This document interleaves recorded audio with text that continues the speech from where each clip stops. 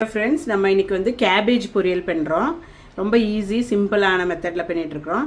ஒரு 2 டேபிள்ஸ்பூன் அவ்வளோ எண்ணெய் ஊத்திக்குங்க. நல்லா காஞ்ச பிறகு கடுகு 1/4 டீஸ்பூன், ஜீரகம் 1/4 டீஸ்பூன், 1 டீஸ்பூன் கடலைப்பருப்பு போட்டு பொரிய வச்சுக்குங்க.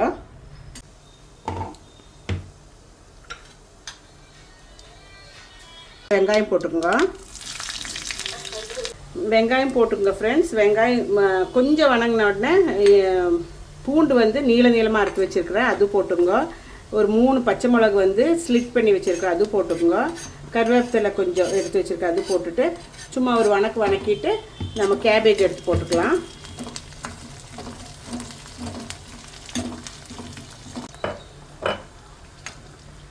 கேபேஜுக்கு தேவையான உப்பு போட்டுக்குங்க. போட்டு அப்புறம் நான் கேபேஜ் க்ளீன் பண்ணி வச்சுருக்கிறேன். ஒரு சின்ன குட்டி கேபேஜ் தான் இது. இதுக்குள்ளே போட்டு நல்லா பரட்டி எடுத்துக்கலாம், வணக்கிக்கலாம். ஒரு 2 மினிட்ஸில் இது ஆகிடும். அவ்வளோ நேரம் எல்லாம் இல்லை, கேபேஜுக்கு ரொம்ப வேவில்லை.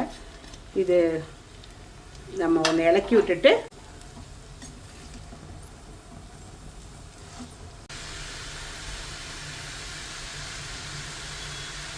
ஃப்ரெண்ட்ஸ், கேபேஜ் ஆல்மோஸ்ட் ஆயிடுச்சு. மூடி வைக்காதீங்க, மூடி வச்சா தண்ணி வந்துடும், அப்போ கொலகொலான்னு ஆகிடும்.